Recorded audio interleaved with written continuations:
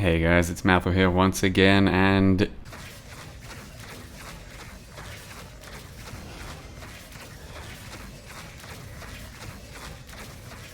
yep, as you guessed, that's a storm.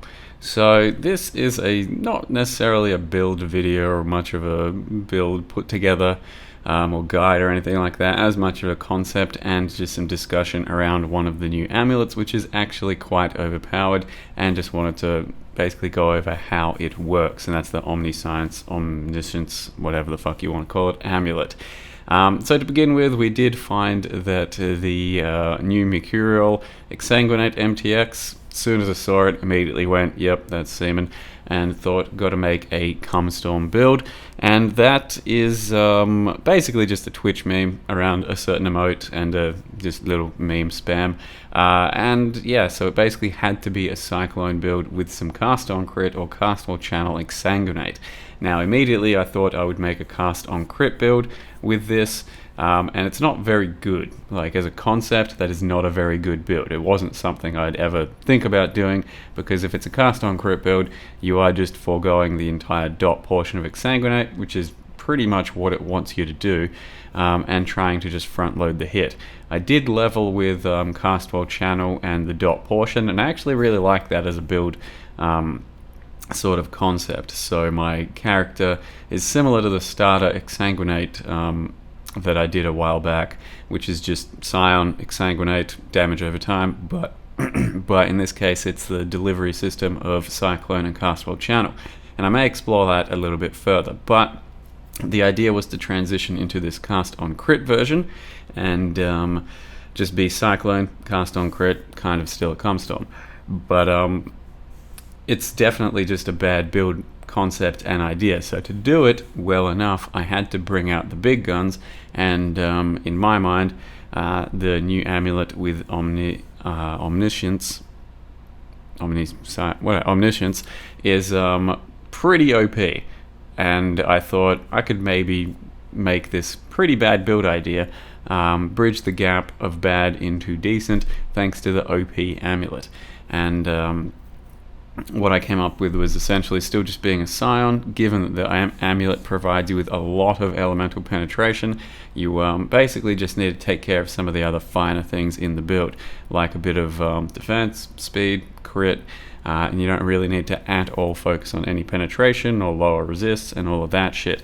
And I'm trying to, in this case, be a Scion with 3 ascendancies, because the Scion ascendancies, most of them aren't very expensive, and I'm using Berserker, Chieftain, and Raider.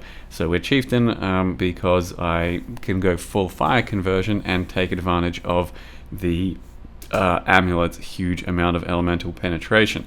I don't think the build's going to be very good in the end still, or the concept, but maybe I'll pivot back into the Castwell Channel setup, and maybe that'll be a very legitimate build, because I do think there's just going to be too many problems here as a basic sort of concept of a build, where cast on crit, Exsanguinate doesn't really belong together, and you can do much better spells in that.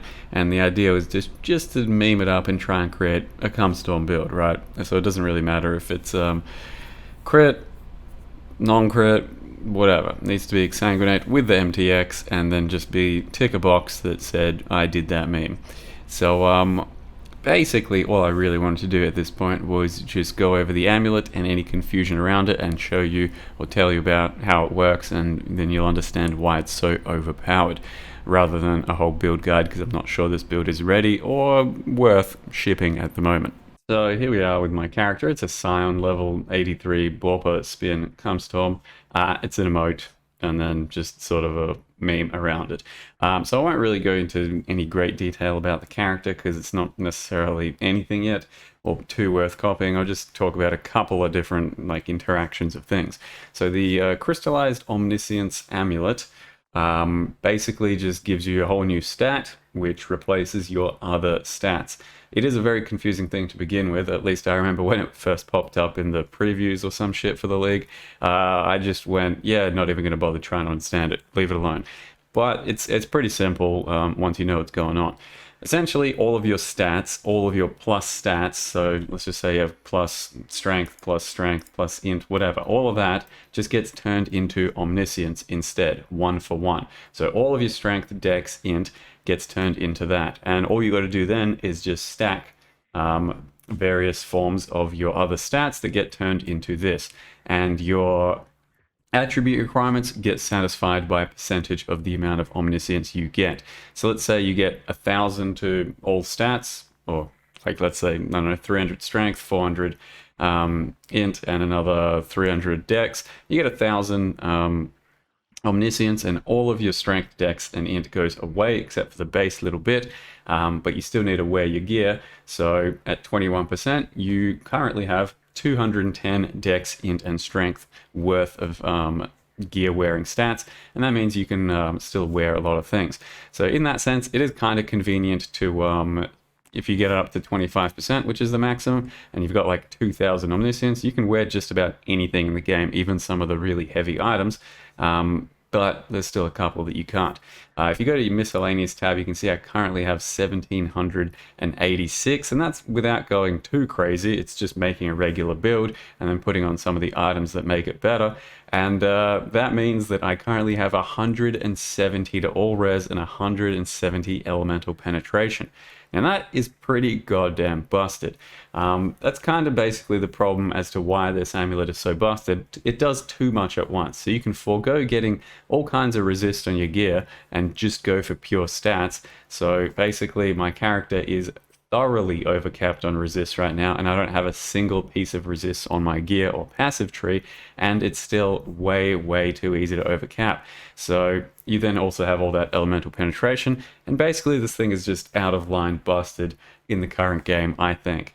And you'll see plenty of examples of people's builds that are just nutty with this thing.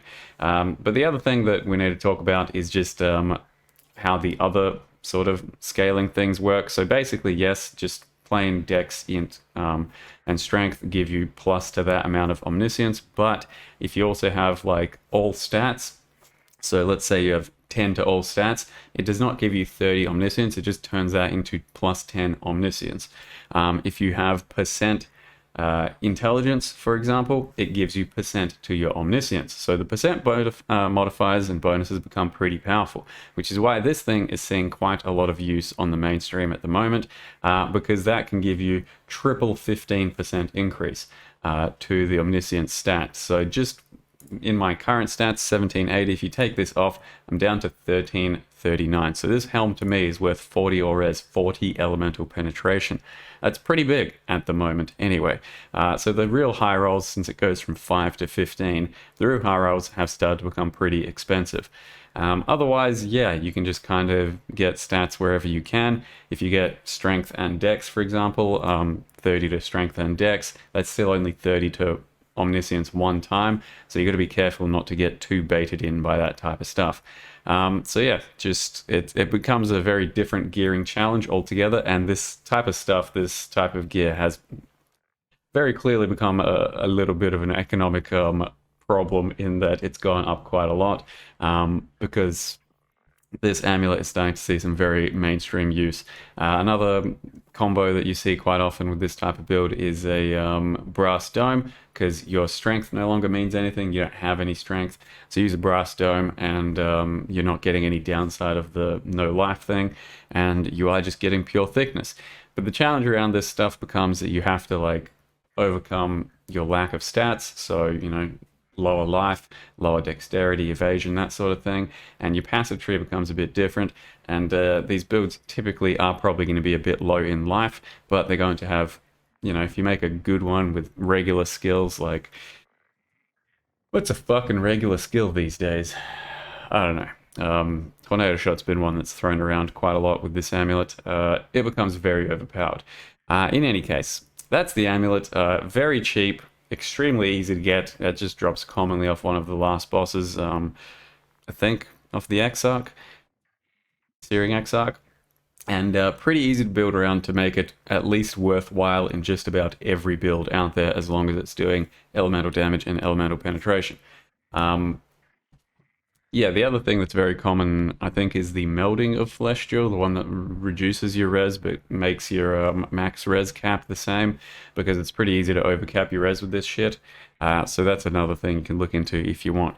So anyway, that's pretty much all I want to talk about with this character and with this amulet. It's fairly overpowered, and surely now that you understand how to utilize it, you can throw it in just about any character you want or make some nice builds around it. I personally wanted to try and avoid going too hard on it and using it in too many builds, so I did it in this thing, which I thought was a huge meme, and maybe I'll allow myself just another one to enhance like another somewhat underused skill. But the only other thing I want to talk about is cast on crit swords.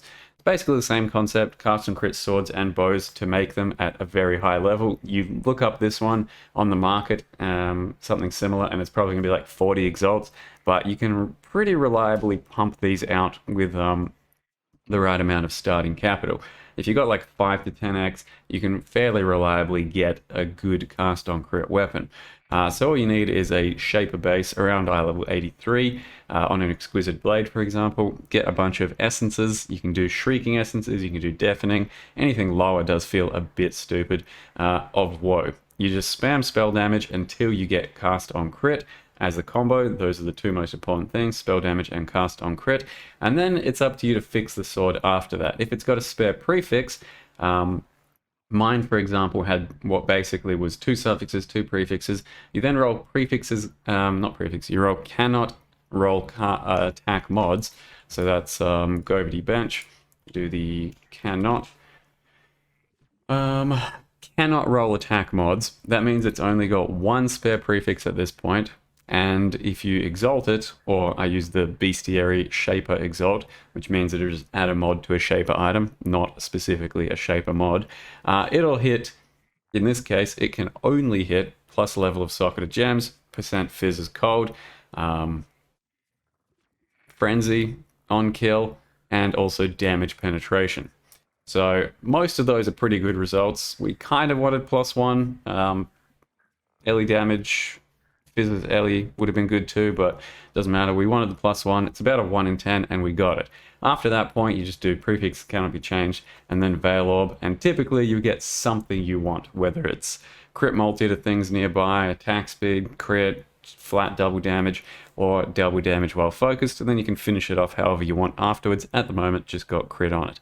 So it's a pretty reliable outcome. It might take you a bit because you might just not see cast on crit for a while, or you'll see it with a full prefix, and if it's a full prefix, which it was in my case, you have to annul and just get lucky on the annul, and that did happen.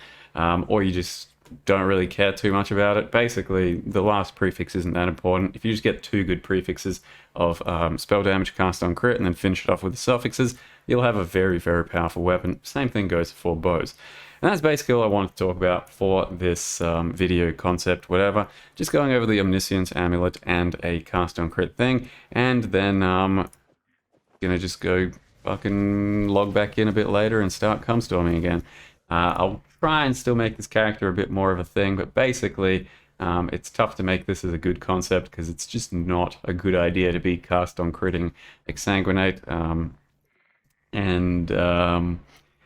It means that I have to fix a lot of gaps in the build for like defenses while still trying to maintain offense, and it's a bit tough. But I do like the castle channel concept, and I might look back into that because it might be a very well-rounded build and still pretty fun to play. So with that, hope you guys enjoyed the video. Thank you very much for watching, and see you next time.